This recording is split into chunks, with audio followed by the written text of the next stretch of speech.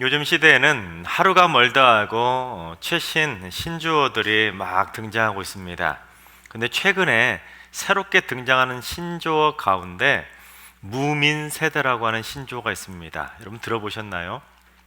무민, 무슨 뜻이냐면 한자로 없을 무자와 의미하다는 뜻하는 그 영어 단어 민자를 합해서 무민 세대라고 부릅니다. 그러니까 의미가 없다는 뜻이지요. 그래서 이 사람들은 어떻게 살아가느냐면 남들이 보기에는 가치도 없어 보이고 의미도 없어 보이는 소소한 일들 가운데서 행복을 찾고 즐거움을 찾아가는 세대, 그러한 세대를 무민 세대라고 부릅니다. 그래서 무민 세대의 특징이 뭐냐면 무자극, 무맥락, 무위 여행을 즐기고 있습니다. 그래서 자극도 없고 맥락도 없고 그냥 무위, 즉 아무것도 하지 않고 그냥 쉬는 것, 그러게 바로 무민 세대의 특징입니다. 그래서 무민 세대가 보이는 일반적인 잘하는 것이 무엇이냐면 하루에 몇 번씩 그냥 멍하니, 소위 멍 때리기라고 하지 않습니까? 멍을 때리면서 그 머릿속에 복잡한 생각들을 훌훌 털어버리는 것입니다. 또는 머릿속에서 생각나는 대로 막 낙서를 하면서 머릿속에 들어있던 온갖 잡생각들을 낙서로 털어내는 것입니다. 참 어떻게 보면 긍정적일 수도 있고 겉으로 볼 때는 참 무슨 저런 일을 하나 그렇게 생각할 수도 있겠지만, 이러한 무민 세대가 얼마나 많은지 조사를 해봤더니 성인 1189명에게 물어봤습니다. 그랬더니 40.2%가 나는 무민 세대라고 답을 했다고 합니다. 또한 10대나 20대에게 물어봤더니 절반이 나는 무민 세대라고 대답을 했다고 합니다. 그렇다면 이 무민 세대라는 신조어가 생겨날 정도로 왜 이렇게 무민 세대가 막 갑자기 이렇게 늘어나게 되었냐면, 최근 2년 동안 코로나 시대가 장기화되다 보니까 취업의 문은 좁아지고 직장이나 일터에서 그 경쟁이 너무 치열하다 보니까 그 생존 경쟁에서 뒤처져 버린, 낙오되는 그러한 젊은이들이 갑자기 막 늘어나다 보니까 그 젊은이들이 무민 세대가 되어갔다는 것입니다. 그러고 보면 이 땅의 젊은이들이 참 안쓰럽다는 생각이 들지 않습니까? 그처럼 시간이 갈수록 점점 부인할 수 없는 사실이 무엇이냐면 사회는 점점 더 각박해져 간다는 것입니다. 남들보다 더 높아지려고, 더 많이 가지려고, 더 많이 누리기 위해서 이 사회는 점점 치열한 생존의 전쟁터, 싸움터가 되어가고 있습니다. 흔히 동물의 세계를 약육강식의 세대라고 말을 하지만 사실은 동물보다 인간의 사회가 더 약육강식이 지배하는 살벌한 세상이라 말할 수가 있을 것입니다. 때문에 싸움에 이겨서 남들보다 더 앞서가고 높아져서 더 많이 누리는 사람과 싸움에서 져서 남들보다 뒤처지고 낮아지고 더 못 가지는 사람으로 사회가 양분되어 가고 있다는 것입니다. 그러니 남들보다 더 높아져서 더 많은 걸 가진 사람들은 상대적으로 행복을 누리며 살아가고 있고, 남들보다 뒤처져서 더 많이 가지지 못한 사람들은 상대적인 박탈감에 불행을 느끼며 살아가고 있다는 것입니다. 하지만 이러한 사회 현상은 비단 최신 오늘날의 현상만이 아니라 인간이 살아왔던 지난 역사 가운데 늘 있어왔던 고질적인 문제라는 것입니다. 그래서 고대 그리스 철학자 에피쿠로스는 가지지 못한 것에 대한 욕망으로 가지고 있는 것을 망치지 마라. 지금 가진 것이 한때는 간절히 바라던 것이었음을 기억하라라고 조언했습니다. 무슨 말이냐면 사람들은 늘 간절히 바라는 것이 있습니다. 그런데 그 간절히 바라는 것을 막 바라다가 결국 내가 이루었어요. 그러면 내가 손에 쥐게 되었으면 감사해야 되는데, 일단 내가 간절히 바라던 걸 손에 쥐기는 순간 만족하지 못하고 또다시 다른 사람들에게 기웃거리며 내 손에 들려진 것에 만족하지 못하며 불평한다는 것입니다. 그런데 그처럼 내 손에 들려진 작은 것에 만족하지 못하고 살아가다 보면 금세 사라져 버리는 것이 있습니다. 뭐가 금세 사라집니까? 감사가 사라진다는 것입니다. 심지어 삶의 작은 일에도 감사하는, 범사에 감사하며 살아가야 될 존재가 바로 우리 그리스도인임에도 불구하고 교회마저 점점 세속화되어 가다 보니 그리스도인들조차도 감사를 모르고 불평하며 살아가기 일쑤라는 것입니다. 그러나 사도 바울은 그리스도인의 존재의 의미를 감사에서 찾고 있습니다. 그래서 그리스도인들을 향해 뭐라고 말합니까? 감사하는 자가 되라고 명령하고 있다는 것입니다. 즉 그리스도인에게 있어서 이 감사라는 것은 기본 중에 기본이고 필수 중에 필수이기 때문에 반드시 감사하는 자가 되어야 된다고 명령하고 있는 것입니다. 그렇다면 우리가 감사하는 자가 되기 위해서는 어떻게 해야 되는지 오늘 본문을 통해서 한번 살펴보도록 하겠습니다. 첫 번째, 감사와 평강이 내 안에 충만하도록 내 마음을 주장하며 살아야 됩니다. 우리 15절을 봉독해 봅니다. 그리스도의 평강이 너희 마음을 주장하게 하라. 너희는 평강을 위하여 한 몸으로 부르심을 받았나니 너희는 또한 감사하는 자가 되라. 그렇습니다. 이 말은 그리스도인들이라는 존재는 평강과 감사를 위해서 한 몸으로 부르심을 받은 한 마음의 공동체가 되어야 된다는 것입니다. 그래서 한 몸이 되어야 그 공동체 안에 감사도 일어나게 되는 것이고, 한 마음이 되어야 그 공동체가 평강을 누리는 한 몸 공동체가 된다는 것입니다. 그런데 한 몸이 되지 못하고 이곳저곳에서 삐그덕거리게 되면 그곳에서 발생한 불평과 불만이 점점 커지다 보면 그 공동체는 결국 감사도 누리지 못하고 평강도 누리지 못하는 공동체가 된다는 것입니다. 따라서 평강이 곧 감사이고 감사가 곧 평강이라는 것을 기억하면서 그 공동체 안에 어떻게든지 감사가 넘쳐나고 평강이 넘쳐나도록 한 마음의 한 몸 공동체를 이루어야 된다는 것입니다. 특히 주장하게 하라, 이 표현이 어디서 온 표현이냐면 운동 경기에서 온 표현입니다. 그래서 주장하게 하라, 이 말은 심판이 되어 주장하게 하라, 통제하게 하라, 그런 의미를 가지고 있습니다. 그래서 그리스도의 평강과 감사가 내 심령의 심판이 되어서 심판관이 되어 내 심령의 마음을 주장하게 되면 어떻게 되겠습니까? 당연히 그 심판자 되시는, 평강과 구원이 되시고 감사가 되시는 그 주님의 심판을 받아서 결국 내 마음은 감사도 넘쳐나고 평강도 넘쳐나게 되는 것입니다. 그래서 내 마음이 그처럼 평강과 감사의 심판이 우리의 마음을 주장하게 되면 싸움이나 다툼이 일어날 수 있을까요? 불평이나 불만이 솟아나올 수 있을까요? 그럴 수 없지요. 심판이 딱 알아서 내 마음을 평강과 감사로 컨트롤해 줄 수 있기 때문에 내 마음은 늘 감사하고 평강을 누리며 살아갈 수가 있는 것입니다. 그런데 솔직히 평강보다 감사가 먼저라고 말할 수가 있습니다. 여러분 생각해 보세요. 내가 평강하니까 그것 때문에 감사하는 것은 누구나 쉽게 할 수 있는 쉬운 감사입니다. 당연히 내가 평강한데 감사하지 않을 수가 있겠습니까? 하지만 반대로 어떠한 상황에서도 감사하면서 평강을 누리는 것, 이건 쉬울까요? 이건 쉽지 않습니다. 누구나 할 수 있는 쉬운 감사가 아니라는 것입니다. 그래서 내가 늘 감사를 누리면서 어떠한 상황에서도 감사를 누리며 평강을 누리는 것, 이것이 바로 성숙한 신앙인의 모습인 것입니다. 따라서 우리는 감사가 먼저 내 안에 충만하게 넘쳐날 수 있도록 늘 언제나 감사를 사모하며 살아가야 됩니다. 그러면 우리 모두 한 몸과 한 마음을 이루는 그 아름다운 공동체를 이루어서 그 교회 안에 늘 언제나 감사도 넘쳐나고 평강도 넘쳐나는 행복한 천국 공동체를 만들어갈 수 있다는 것입니다. 그래서 우리는 우리 마음 안에 감사와 평강의 심판을 두며 살아가야 됩니다.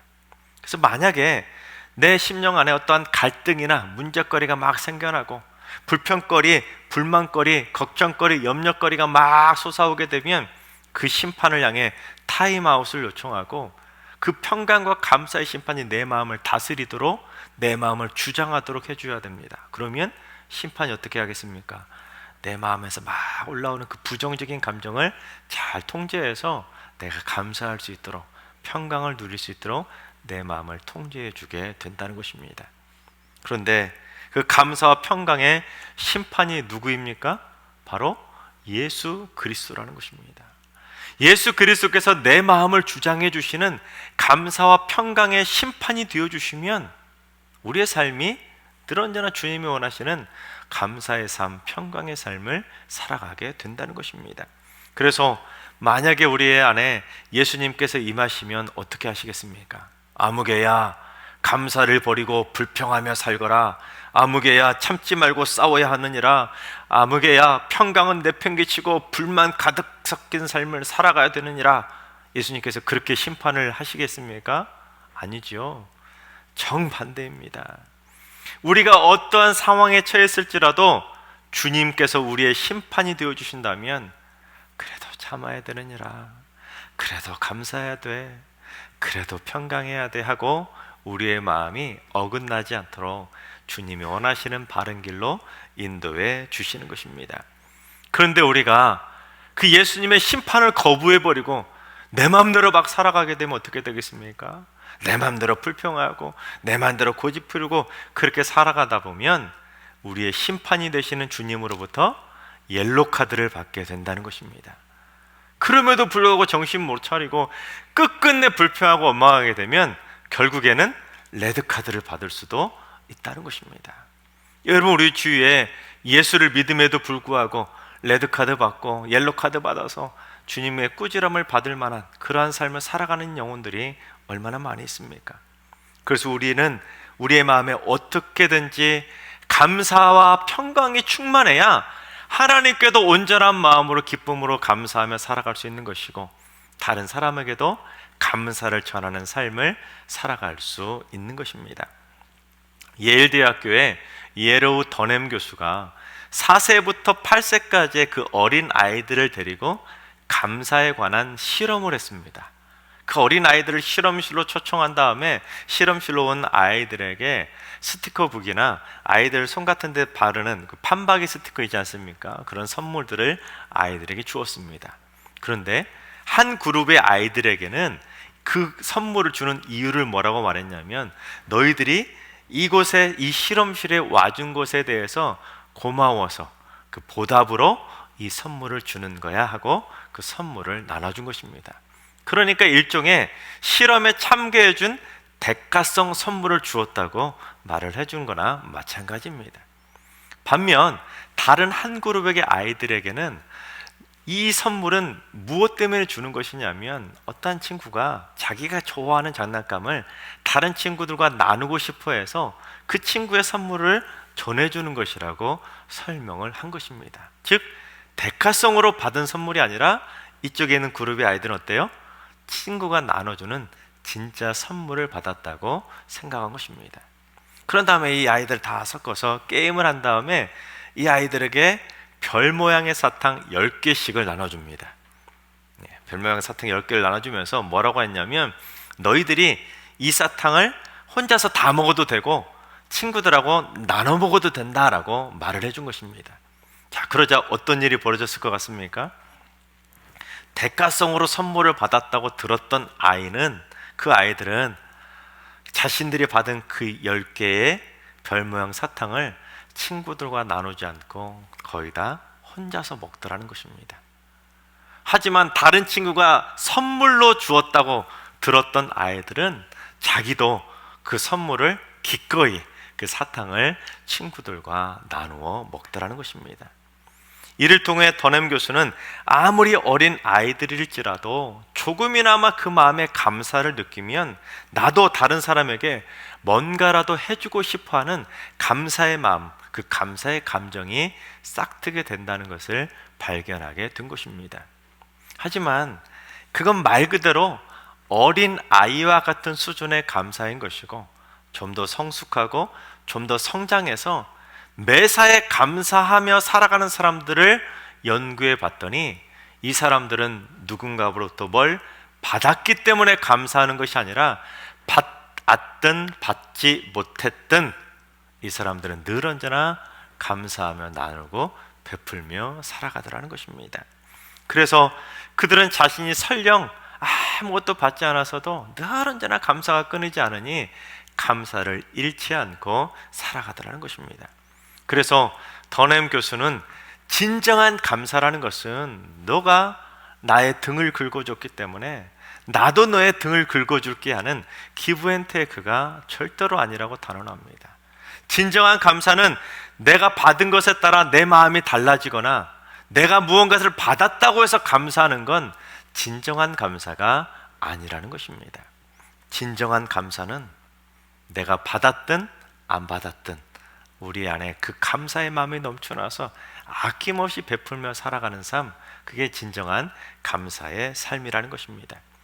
그래서 감사와 평강이 마음을 주장하는 사람들은 내 것밖에 모르는 이기적인 사람도 아니고 뭘 받아야지만 베풀며 살아가는 계산적인 사람도 아니라 매사에 감사하는 마음으로 아낌없이 나눠주고 아낌없이 베풀고 아낌없이 섬기며 살아가는 감사의 삶을 살아간다는 사실입니다. 그래서 원태은 시인의 그냥 좋은 것이라는 제목의 시가 있습니다. 그냥 좋은 것이 가장 좋은 것입니다. 어디가 좋고 무엇이 마음에 들면 언제나 같을 수 없는 사람, 어느 순간 식상해질 수도 있는 것입니다. 그냥 좋은 것이 가장 좋은 것입니다. 특별히 끌리는 부분도 없을 수는 없겠지만 그 때문에 그가 좋은 것이 아니라 그가 좋아 그 부분이 좋은 것입니다. 그냥 좋은 것이 그저 좋은 것입니다. 그렇습니다, 여러분. 무슨 이유가 있어서 좋은 것이 아니라 무엇 때문에 감사하는 것이 아니라 그저 무조건 감사하고 그냥 무조건 감사하는 것, 그게 진정한 하나님이 원하시는 감사의 모습이라는 사실입니다. 하나님께서 사랑하시는 여러분, 여러분의 마음에 감사와 평강이 가득 찰 수 있기를 바랍니다. 그래서 무엇 때문에, 이유 때문에 감사하는 계산적인 감사가 아니라 매사에 하나님을 기쁨으로 감사하며 살아가시고 또한 많은 사람들에게 감사의 마음을 전하며 살아갈 수 있는 감사하는 자들이 다 되시기를 주님의 이름으로 축원합니다.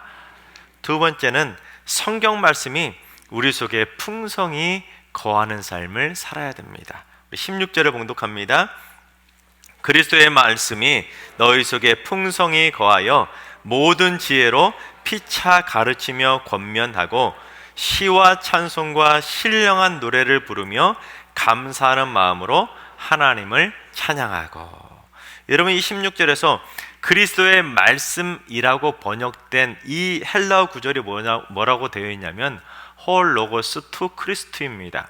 자, 이 구절이, 헬라어 구절이 뭐라고 번역할 수 있냐면 그리스도께서 하신 말씀이라고도 번역할 수 있고 그리스도에 대한 말씀이라고도 번역할 수 있습니다.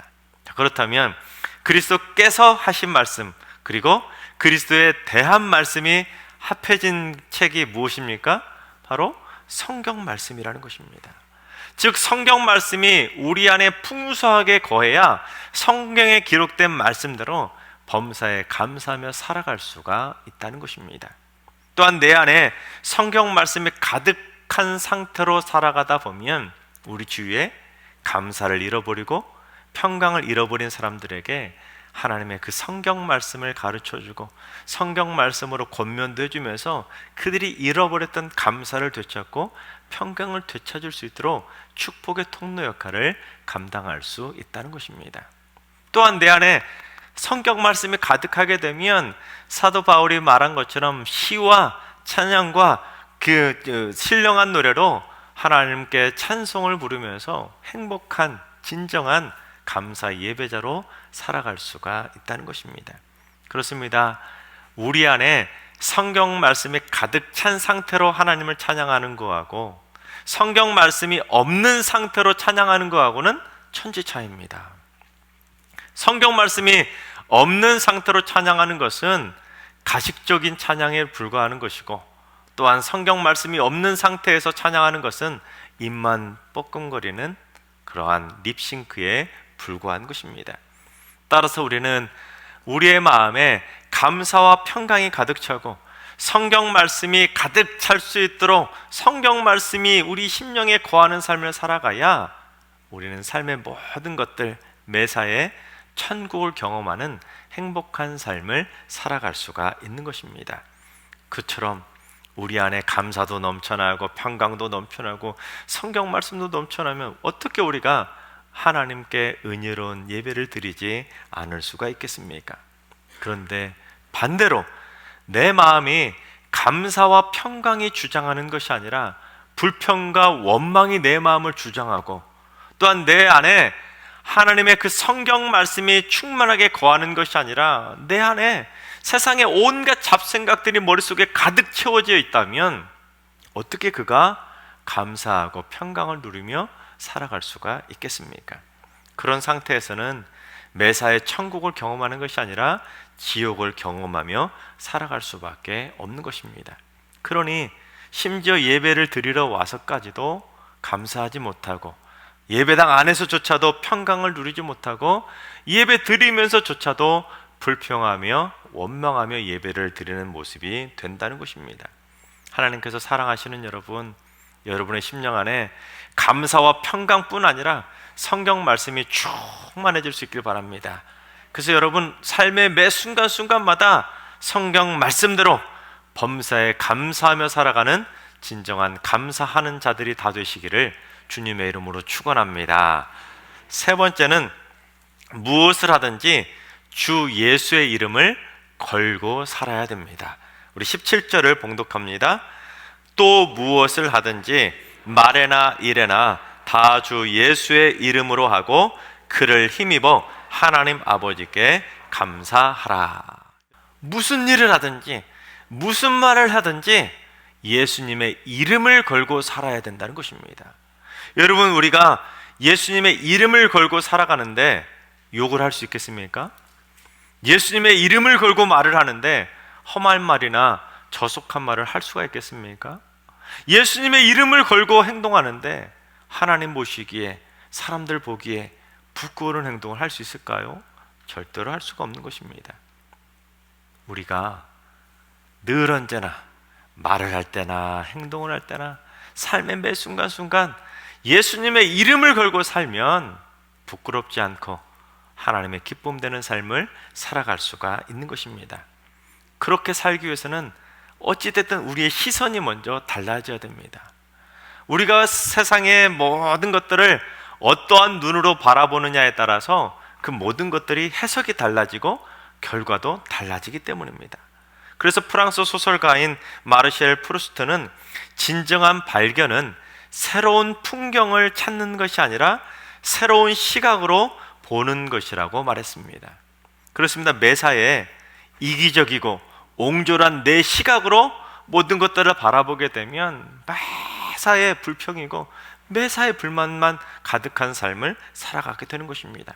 그러니 모든 것이 못마땅해서 말도 험하게 툭툭 튀어나오는 것이고 행동도 험하게 툭툭 튀어나올 수밖에 없는 것입니다. 그러나 우리의 눈이 예수님의 시선으로 바뀌어서 예수님의 시선으로 바라보게 되면 매사에 감사가 넘쳐나기 때문에 불평과 불만이 충만한 것이 아니라 감사와 평강이 충만할 수밖에 없는 것입니다. 여러분의 마음에 감사와 평강이 가득 찰 수 있길 바랍니다. 그래서 삶의 매 순간순간마다 천국을 경험하면서 하나님께도 기쁨으로 감사하시고 다른 사람에게도 마음껏 감사의 마음을 전하는 감사하는 자로 살아갈 수 있길 바랍니다.